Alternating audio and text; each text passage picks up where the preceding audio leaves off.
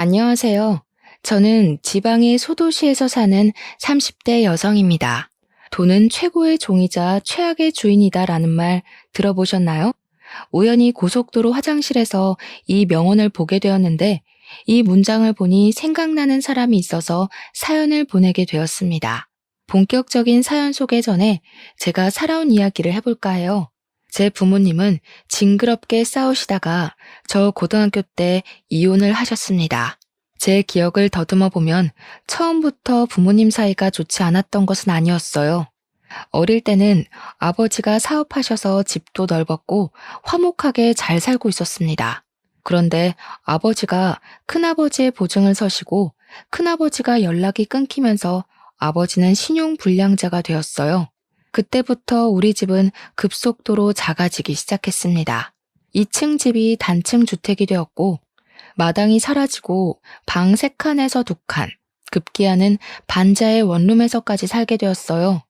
그렇게 집이 망함과 동시에 살아갈 희망조차 잃은 아버지는 점점 술에 의존하시며 도박까지 하게 되었고 결국 두 분은 이혼하시게 되었습니다.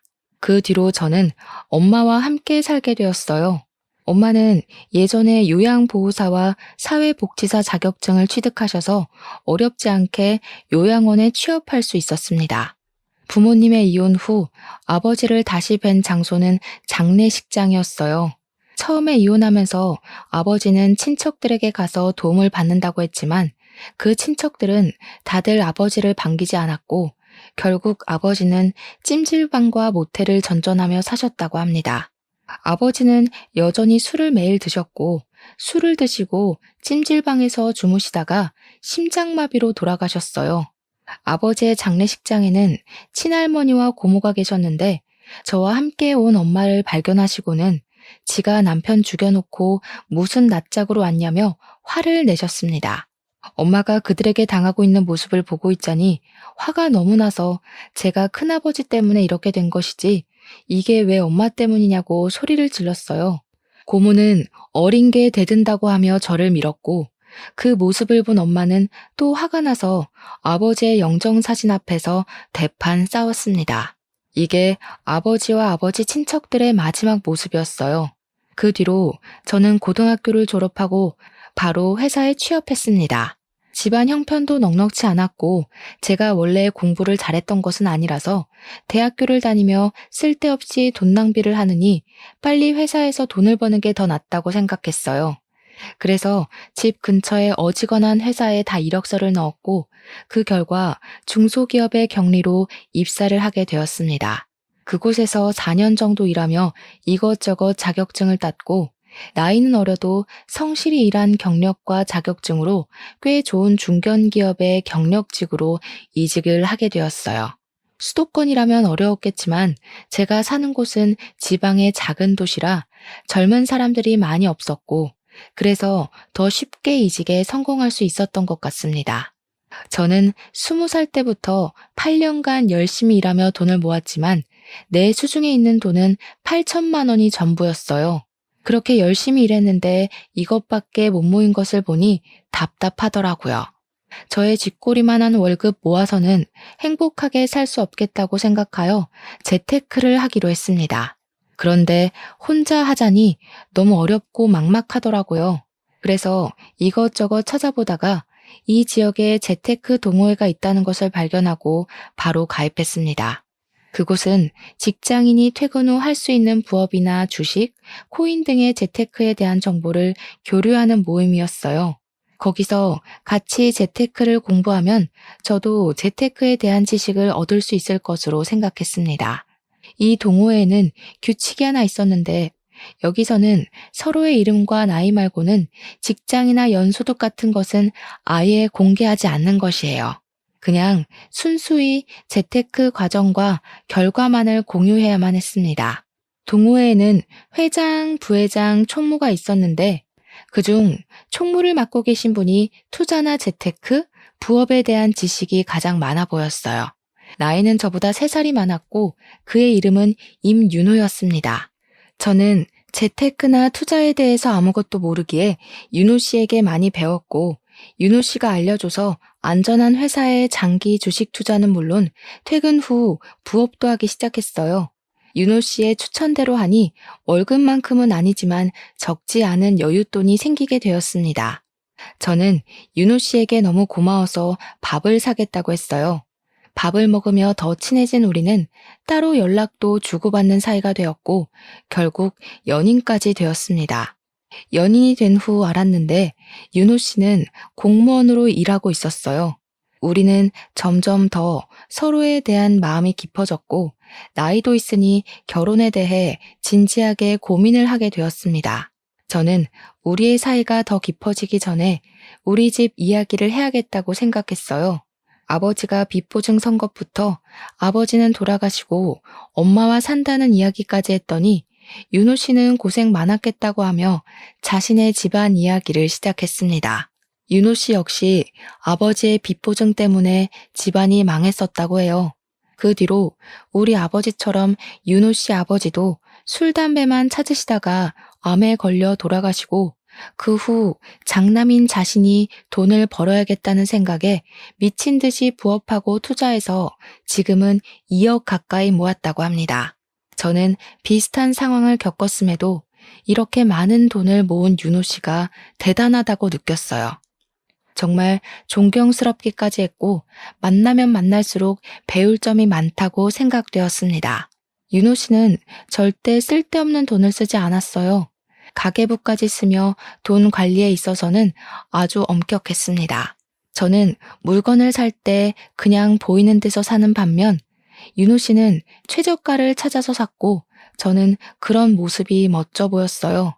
또한 만날 때마다 주식이나 재테크에 대해서도 자세히 알려주었고 저는 이전에는 경제 개념이 없이 모으기만 했지만 윤호 씨와 만나면서 경제 개념도 꽤 생기고 푼돈을 모아 목돈으로 돈을 불리는 재미를 알게 되었습니다.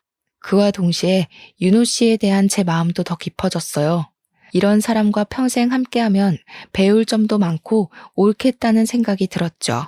윤호 씨 역시 제가 싫지는 않았는지 먼저 결혼하자고 말해 주었습니다. 결혼을 생각하고 예비시댁에 처음으로 가게 되었어요. 처음에 떨리는 마음으로 예비시댁에 들어섰는데 저는 깜짝 놀랐습니다. 집에 비닐봉지, 먹던 물병이 가득 있었고 정말 여기가 고물상인가 싶었어요. 제가 조금 당황한 표정을 짓자 예비 남편은 우리 엄마가 알뜰하게 사신다며 아주 자랑스럽게 이야기를 했습니다. 어머니께서 제게 줄 음료수를 준비하시며 우연히 냉동고를 보게 되었는데 냉동고에는 엄청난 식재료들이 얼려 있었어요. 솔직히 우리 엄마 또한 넉넉하지 않은 형편 때문에 쉽게 물건을 버리지 못하시고 다 모아두고 사셔서 예비 시댁의 그런 모습이 이해가 되었습니다. 예비 시어머니는 식사 후 아들과 결혼해줘서 너무 고맙다며 둘이 잘 살아보라고 하셨어요. 솔직히 제가 가진 돈이 많이 없어서 걱정했는데 다행히 예비 시어머니는 우리도 해줄 수 있는 형편이 되지는 않으니 예물 예단 다 생략하고 그냥 둘이서만 잘 살아달라고 하셨습니다. 이어서 상견례도 잘 진행되었고 어렵지 않게 결혼까지 하게 되었어요. 일단 우리가 가진 돈으로 신혼집을 마련하려다 보니 원룸밖에 살 수 있는 곳이 없었습니다. 어차피 아기가 있는 것도 아니고 우리 둘만 있으니 원룸도 나쁘지 않겠다 싶어서 원룸에서 신혼을 시작했어요. 결혼 후에도 저는 여전히 회사에서 근무하고 있었습니다. 어느 정도 집안이 정리되고 결혼 후 둘이서 함께 처음으로 맞는 주말이 되었어요.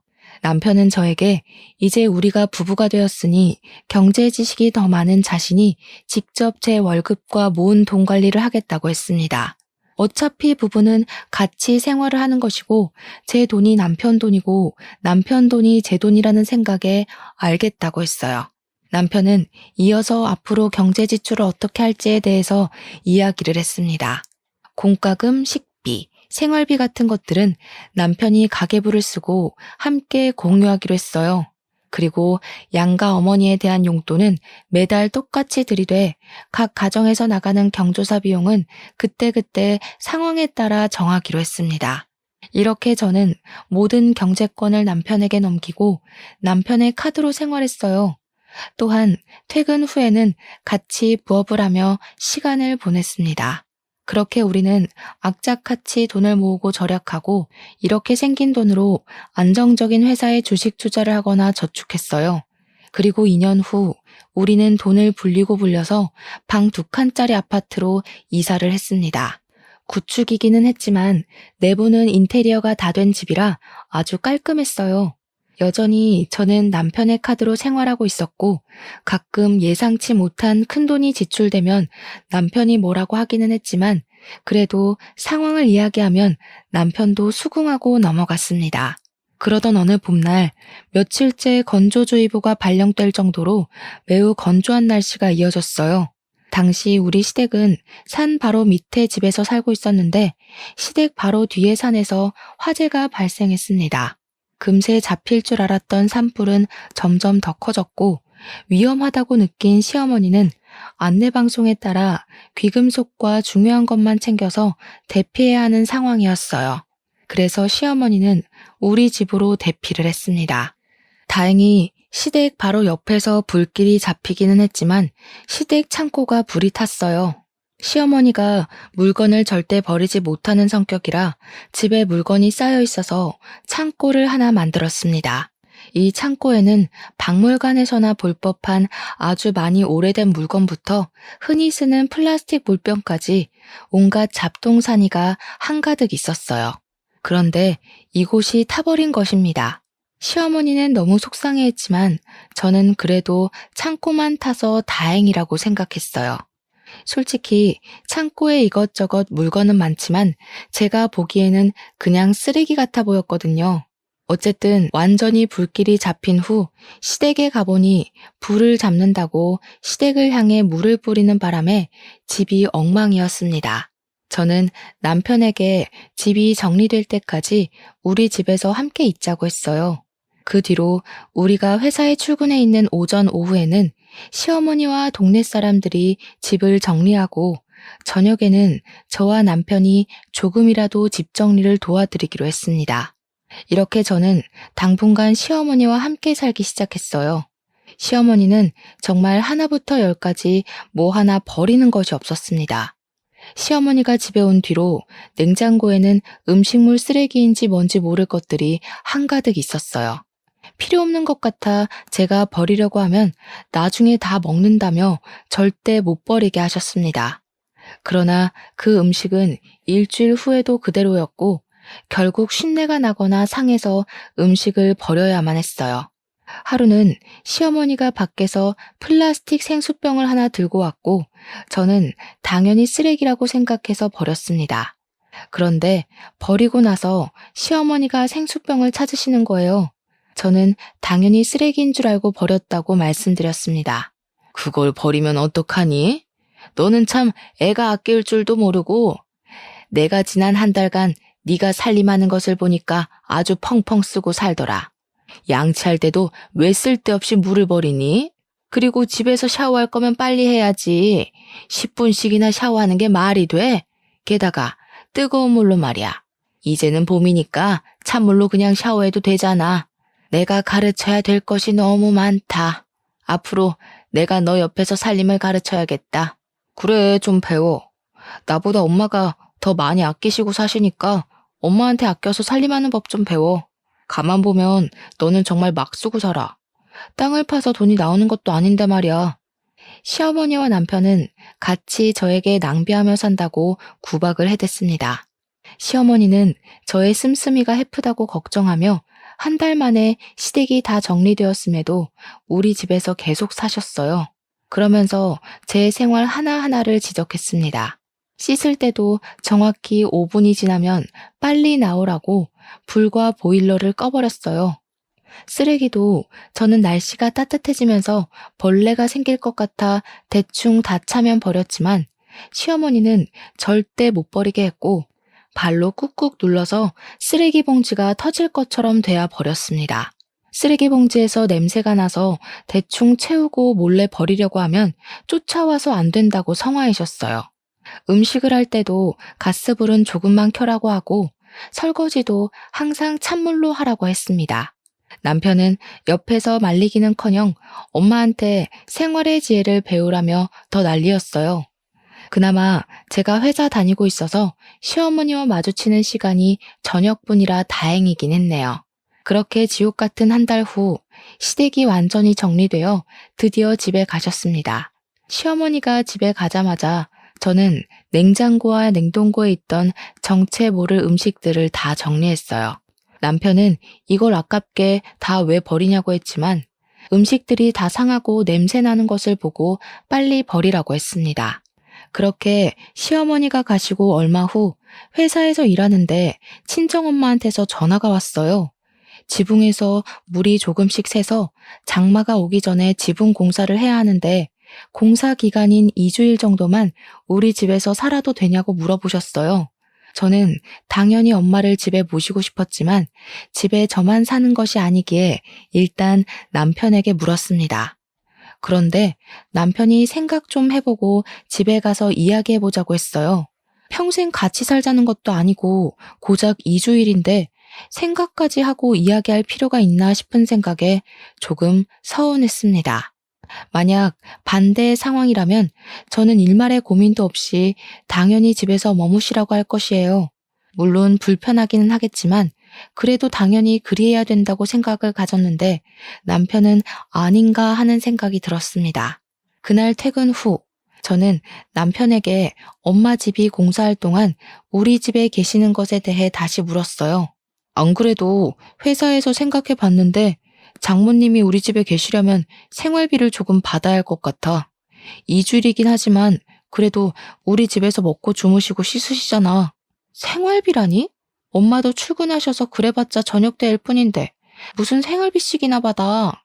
그렇게 따지면 어머님도 한 달 넘게 계셨는데 그때도 생활비 받아야 공평한 거 아니야? 우리 엄마는 화재로 도무지 살 수 있는 형편이 되지 않아서 우리 집에 어쩔 수 없이 오신 거고 장모님은 그럴 정도는 아니잖아. 그 집에서 계실 수는 있는데 단지 먼지가 날린다는 이유로 우리 집에 오시겠다는 거 아니야? 그럼 장모님 때문에 너는 몰라도 나는 불편한 그런 걸 감수해야 하니 당연히 생활비는 받아야지. 그리고 어머니가 물론 저녁 때만 계시기는 하지만 매일 적어도 2번은 씻으실 테고 씻는 동안 사용될 수도세, 가스비도 당연히 받아야 하는 거 아니야? 사실 우리는 그동안 친정과 시댁이 다 집에서 20분 거리라 친정이나 시댁에서 잠을 자본 적도 없었고 우리 집에서 시어머니나 엄마가 주무신 적도 없었습니다.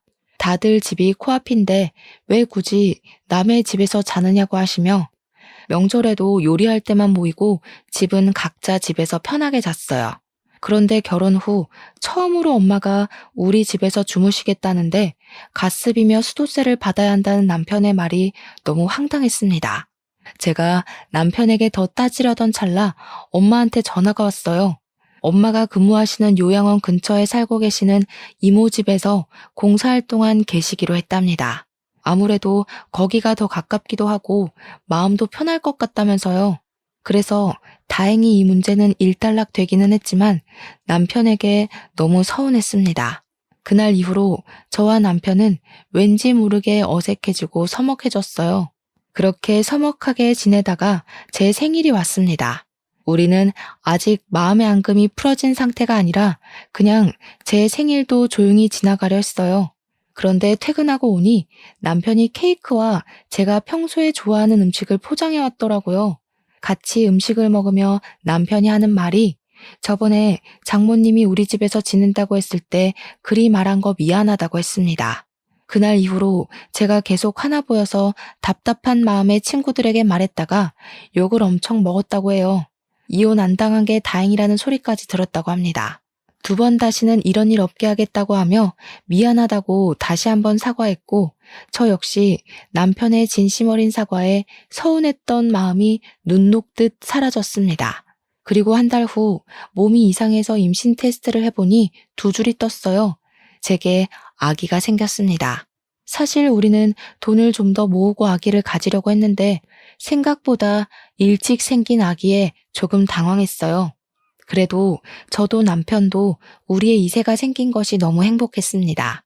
그런데 대부분 아기가 처음 생기면 좋은 옷과 신발을 새 것으로 사주잖아요. 남편은 생각이 달랐습니다. 어차피 아기가 금방 크기 때문에 좋은 옷을 사줘봤자 얼마 입지 못한다고 하며 여기저기서 중고로 옷을 엄청 받아왔어요. 아직 태어나지도 않았고 성별조차도 모르는데 집에 베네 쪼고리부터 초등학생이 입을 만한 옷까지 엄청 많았습니다. 그런다고 옷이 좋은 것도 아니었어요. 물론 한두 개는 브랜드 옷도 있었지만 대부분은 누래지고 허름한 옷이었습니다. 제가 남편에게 우리 아기에게 어떻게 이 옷을 입히냐고 하니 집에서만 입히는데 뭐가 문제냐고 했어요. 또한 아기를 키우는데 꼭 필요한 것은 아니지만 있으면 좋은 유모차, 아기띠 같은 물건들은 다 중고거래나 아는 사람이 쓰던 것을 받아왔습니다. 이렇게 여기저기서 받아오니 집이 창고 같아졌어요. 이미 아이를 키우고 있는 친한 언니들은 남편 말이 틀린 것은 아니라며 알뜰살뜰해서 참 좋다고 했지만 저는 너무 스트레스였습니다. 그러다가 제가 입덧이 시작되었어요. 밥 냄새, 김치 냄새만 맡아도 속이 너무 안 좋았고 음식 생각만 해도 속이 울렁거려 일상생활이 거의 불가했습니다. 게다가 병원에서는 유산의 위험이 있다고 하며 집에서 절대 안정을 취하라고 했어요. 심한 입덧에 유산의 위험으로 저는 오래 다니던 회사를 어쩔 수 없이 관두게 되었습니다. 그렇게 집에서 입덧으로 고생을 하고 있었는데 친정엄마가 저를 임신했을 때 김밥만 먹었다며 혹시 모르니 김밥을 먹어보라고 사다 주셨어요. 저는 당연히 못 먹을 것으로 생각했지만 신기하게 김밥은 또 잘 먹히더라고요. 한동안 계속 먹지 못하다가 김밥이라도 먹으니 살 것 같았습니다. 다음날 집에 있다가 김밥을 남편 카드로 주문했어요. 남편이 집에 있는데 카드를 왜 썼냐고 짜증 섞인 목소리로 전화를 했길래 김밥이 먹고 싶어서 주문했다고 했습니다.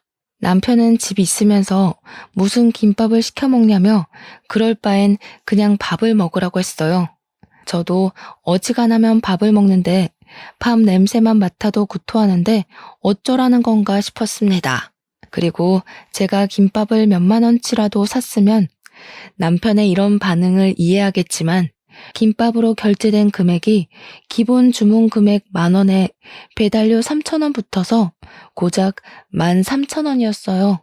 13,000원이 아주 적은 돈은 아니지만 그래도 아내가 입덧 중에 유일하게 먹을 수 있는 음식이 김밥이라 주문한 건데 이게 그렇게 짜증을 낼 일인가 싶었고 남편에 대한 정이 뚝 떨어졌습니다.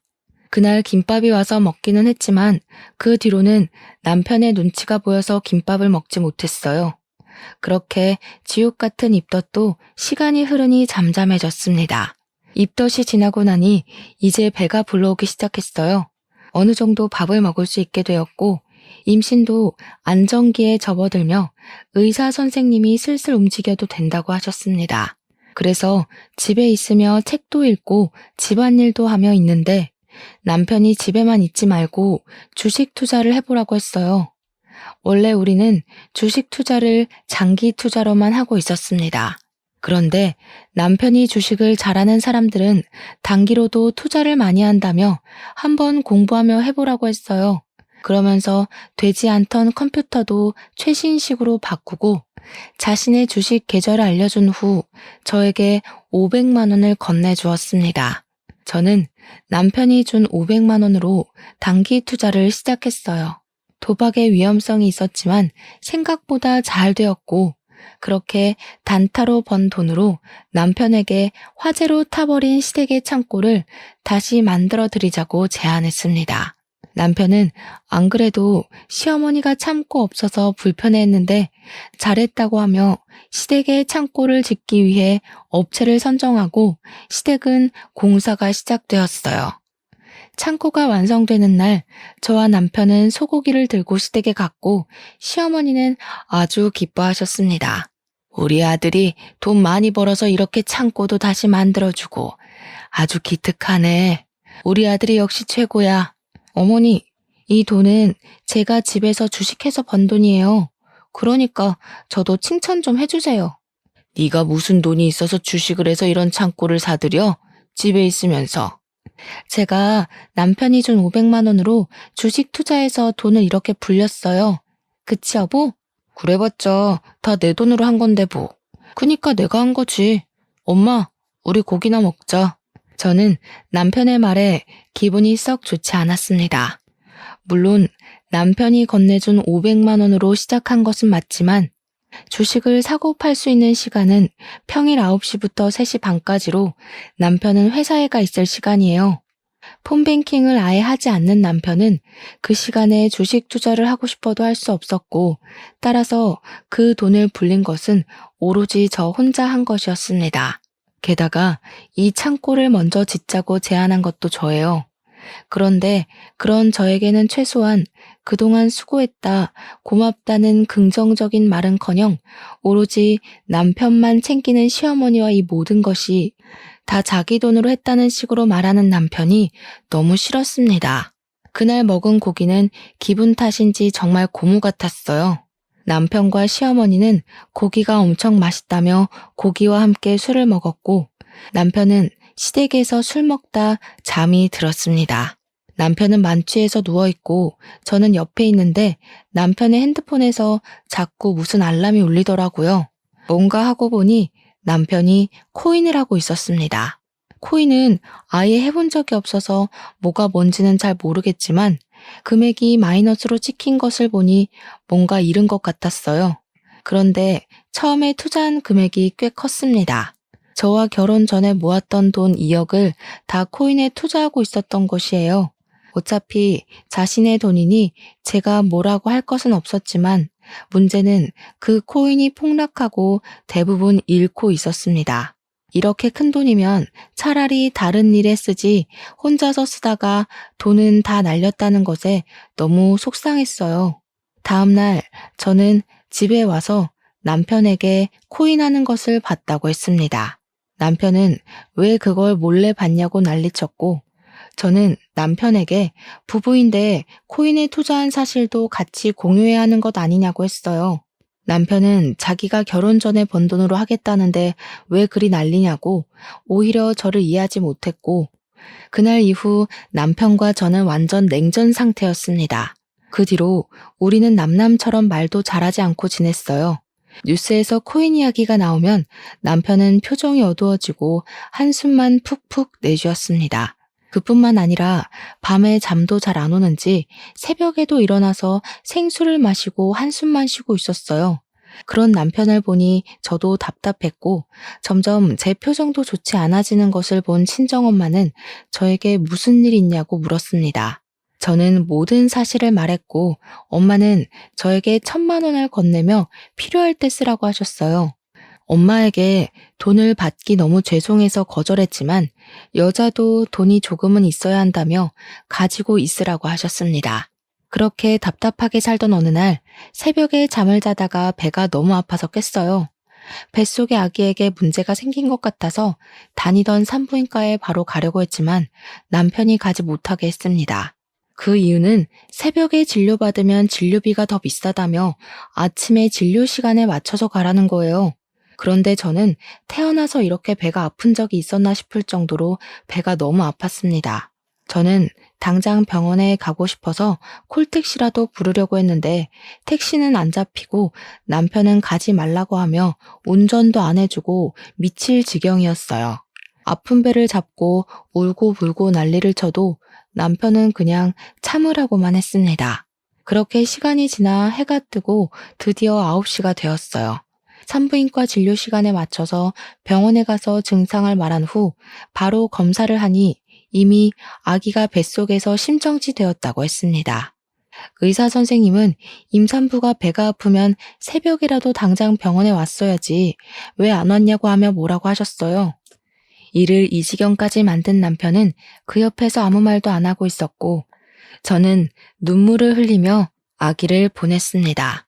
아기를 보내고 누워있는데 시어머니와 엄마가 병원에 도착했어요. 엄마는 괜찮냐고 하며 제 걱정을 하시는데 시어머니는 손주가 유선되었다는데 병원비만 걱정하고 앉아 있었습니다. 남편도 역시 그 옆에서 병원비만 걱정하고 있었어요. 그 모습을 보니 엄마도 저도 너무 화가 났습니다. 지금 손주가 유산이 됐는데 그깟 병원비가 그렇게 걱정되세요? 임서방, 자네 제정신인가? 지금 자네 자식이 허망하게 죽었어. 아니, 아기가 죽은 게 왜 우리 아들 잘못이에요? 제대로 품지 못한 전현이 잘못이지. 왜 우리 아들한테 뭐라고 한답니까? 뭐요? 당신 아들이 코인인가 뭔가 거기에 투자만 하지 않았어 봐. 그러면 우리 딸이 스트레스 받지 않고 잘 품었겠지.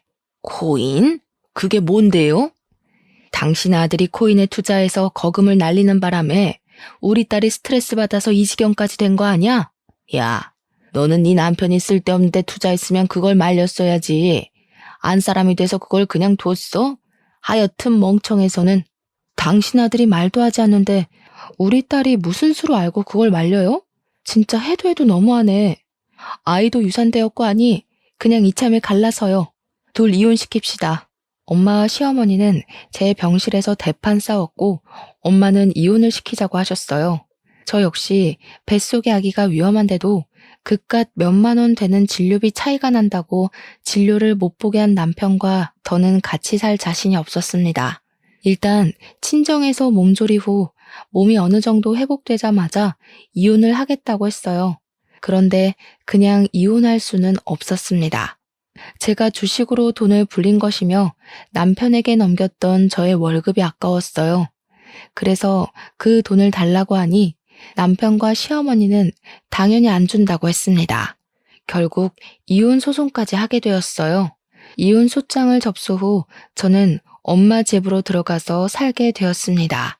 어느 주말 엄마와 집에 있는데 누군가 집으로 찾아왔어요. 문을 열어보니 예전에 아버지가 보증을 서줬던 큰아버지였습니다. 큰아버지는 엄마를 보자마자 무릎을 꿇으며 정말 미안하다고 하며 엄마에게 거액의 돈을 건네셨어요. 상황을 들어보니 큰아버지는 그때 사업하며 빚을 많이 지셔서 도망쳤다고 합니다. 그렇게 도망다니며 일용직으로 일했고 노숙 생활을 하면서 돈을 모으고 모았다고 해요. 겨우 돈을 다 모아서 아버지에게 돈을 주려고 했는데 아버지는 이미 빚 보증 때문에 돌아가셨다는 소리를 듣고 죄책감이 들었고 그래서 그동안 모았던 전 재산을 가져왔다고 합니다. 엄마는 큰아버지의 돈을 받으며 펑펑 울었고 큰아버지는 다 내 탓이라며 미안하다고 했어요.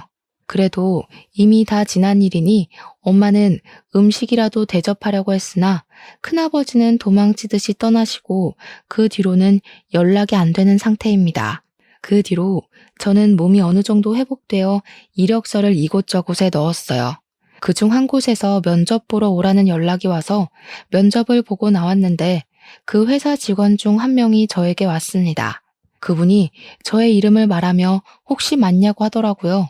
저는 누구시길래 제 이름을 아느냐고 물었더니 자기는 윤호, 즉 제 남편의 중학교 동창이라고 했습니다. 그러면서 할 말이 있는데 잠깐 시간 좀 낼 수 있냐고 물었어요. 저 역시 면접 보고 나서 딱히 할 일이 없었기에 알겠다고 하고 근처 카페로 갔습니다. 남편의 중학교 동창은 자리를 잡자마자 자신의 학창시절 이야기를 꺼냈어요. 이분의 이름은 임동식인데 중학교 때까지만 해도 둘이 친했다고 합니다.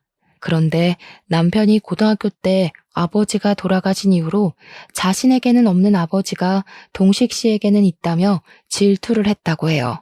처음에는 단순히 아버지를 잃은 아픔에 그런 거겠지 했는데 그 도가 점점 심해져서 학교에 동식 씨에 대한 이상한 소문을 퍼뜨리고 다녔다고 합니다.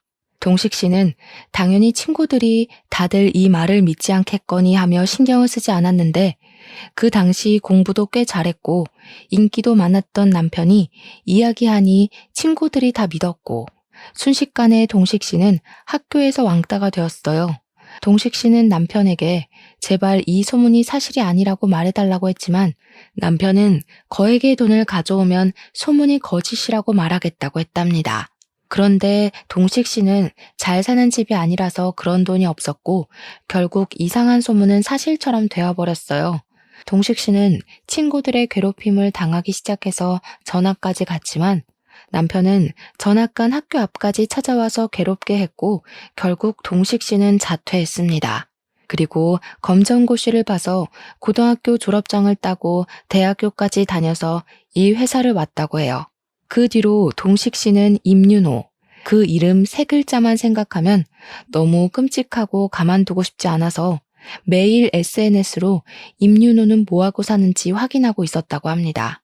SNS에서 결혼한다는 소식을 알았고 그러면서 자연히 제 얼굴까지 알게 되어서 연락할 방법을 찾고 있었다고 해요.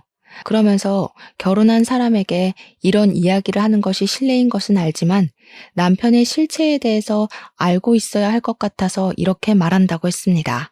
저는 동식 씨의 이야기를 들으며 사실 결혼을 하기는 했었지만 돈만 밝히는 남편에게 증오심을 느끼고 이혼 소송 중이라고 말했어요. 우린 임윤호에 대한 분노로 똘똘 뭉쳐 강한 동지애를 느꼈고 다시 연락하기로 약속하며 서로 연락처를 주고받았습니다. 그리고 며칠 후 주말에 다시 만나서 남편이 근무하고 있는 곳에 보낼 투서를 작성했어요. 동식 씨는 자신이 괴롭힘을 당했던 증거를 바탕으로 글을 썼고 저는 병원에 가지 못해 유산하고 남편이 돈만 밝히며 임신한 제게 주식 투자로 수익을 낼 것을 강요한 것까지 다 적었습니다. 동식 씨와 제가 그동안 당한 것들을 보기 좋고 깔끔하게 만든 후 남편이 근무하고 있는 곳에 무기명으로 투자를 보냈어요. 또한 이 동네의 맘카페를 포함한 동네 사람들도 운영되고 있는 SNS와 카페 등에 다 가입해서 투서의 내용을 다 올렸습니다. 우리 동네는 정말 좁은 동네라 남편에 대한 안 좋은 소문은 물론 남편 얼굴까지 쫙 퍼지기 시작했어요. 그렇게 일주일 후 남편이 화가 잔뜩 난 목소리로 근처 공원에서 만나자고 했습니다. 저는 남편과 저 이렇게 둘이서만 만나면 남편이 어떤 짓을 할지 모르겠다는 생각에 동식 씨와 함께 나갔어요. 지금 이게 뭐 하자는 짓이야? 더럽고 비열하게 이렇게 해서 날 말려 죽일 셈이야? 그리고 너네 둘은 어떻게 알게 됐어? 내가 동식 씨랑 어떻게 알든 말든 그건 네 알 바 아니고 너 중학교 때도 아주 꽤 날렸더라? 그런 사람이 나라의 세금을 받아먹는 공무원이라니 내가 도무지 가만히 보고만 있지 못해서 말이야. 그래서 지금 나 어디에서도 고개 못 들고 다녀, 알아? 이제 어떻게 할 거야? 어떻게 할 거냐고. 나 너네들 허위사실 유포죄 명예훼손으로 신고할 거야. 임윤호, 벼랑 끝에 몰리니 이제야 얼굴을 보여주네. 허위사실 유포죄 명예훼손? 할 수 있는 거 다 해봐. 그런다고 사실이 거짓이 되니? 우리 하나도 안 무서워. 정말 네가 이 모든 사실을 지우고 싶으면 돈 가져와. 네가 좋아하던 그 돈으로 이 모든 것들을 다 지워줄게. 알겠어? 네가 어떻게 나한테 그럴 수가 있어? 네가 왜? 네가 나한테 한 짓을 생각해봐. 네가 고등학교 때 나에 대한 이상한 소문 퍼뜨려서 왕따 되게 해서 나는 고등학교도 자퇴했어. 그랬던 네가 어떻게 그럴 수 있냐고? 돈 가져와봐. 그럼 이 모든 사실 다 거짓말이라고 하고 우리가 SNS에 올린 것들도 다 내려줄게. 근데 만약에 안 가져온다? 그러면 이 동네뿐 아니라 전국에 퍼질 수 있도록 나는 최선을 다할 거야. 알겠니? 남편은 그 자리에서 정신 나간 사람처럼 울부짖고 저와 동식 씨는 그런 남편을 두고 나왔습니다. 며칠 후 남편이 동식 씨에게 다시 만나자고 연락을 했고 저에게 같이 나가자길래 우리는 함께 약속 장소로 갔어요. 남편은 가방에 자신이 가진 돈 전부라며 돈 가방을 동식 씨에게 건네주었습니다. 돈이 참 무섭네. 그래서 네가 고등학교 때도 뭐만 하면 돈을 가져오라고 했나 보다. 이 돈은 내가 아주 좋은 곳에 잘 쓰도록 할게. 이제 나 정말 거지 됐어. 이 돈이 내 전 재산이야. 그러니까 이동식 너는 이제 이 돈 가지고 꺼지고 아린이 너는 이제 이혼 소송 취하해줘. 그냥 같이 살자. 제정신이니? 내가 왜 너랑 같이 살아? 너의 그 돈 욕심 때문에 우리 아이도 잃어버린 거 생각 안 나? 나 죽어도 너랑 같이 안 살 거야. 이혼 소송은 그대로 진행할 테니까 그런 줄 알아. 남편은 돈에 미쳐서 살았지만 결국 그 돈 때문에 망하게 되었습니다. 우리는 약속대로 SNS와 카페에 올렸던 글을 다 내리기는 했으나 그래도 여전히 남편은 손가락질 받으며 살고 있어요. 또한 저는 이혼 소송으로 위자료도 많이 받게 되었습니다. 그 후 저와 동식 씨는 종종 연락을 주고받았어요. 우리는 서로의 아픔을 위로해주며 마음이 깊어져 연인 사이까지 되고 결혼까지 약속했습니다.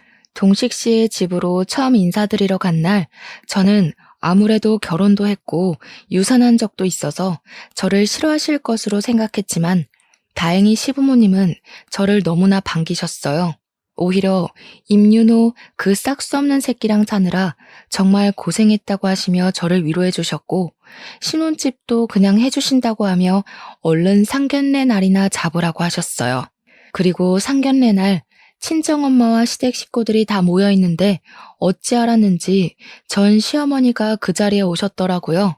이년이 우리 아들은 매장을 시켜놓고 자기는 좋은 남자 만나서 감히 결혼을 하려 그래? 어디 내가 결혼하게 그냥 둘 것 같아? 오늘 너 죽고 나 죽자. 전 시어머니는 저를 보자마자 제 머리를 다 쥐어뜯을 기세로 달려오셨습니다. 그런데 저의 반대편에 앉아 계신 예비 시어머니를 보더니 저승사자라도 본 것처럼 얼굴이 새하얗게 질렸어요. 그리고 예비 시어머니는 전 시어머니를 보자마자 화를 내며 뜨거운 차를 그대로 얼굴에 부어버렸습니다. 그때 쌍코 피 터진 거로는 부족했나 봐. 감히 네가 누구 며느리한테 해코지하려고 예의 없이 상견례 자리까지 찾아와? 20년 전이나 지금이나 눈에 보이는 게 없는 년 같으니라고. 항상 인자하시던 예비 시어머니가 이렇게 화내시는 모습은 저도 제 예비 남편이 된 동식 씨도 처음 봐서 너무 놀랐습니다. 무슨 일인지 알고 보니 예비 시아버지와 예비 시어머니가 신혼 때 예비 시아버지의 돈을 보고 접근한 꽃뱀이 하나 있었다고 해요. 하지만 예비 시아버지는 절대 그 여자에게 넘어가지 않았고 예비 시어머니는 그 여자의 존재를 알고 나서 그 여자에게 쫓아가 머리채를 붙잡고 엄청 싸웠다고 합니다.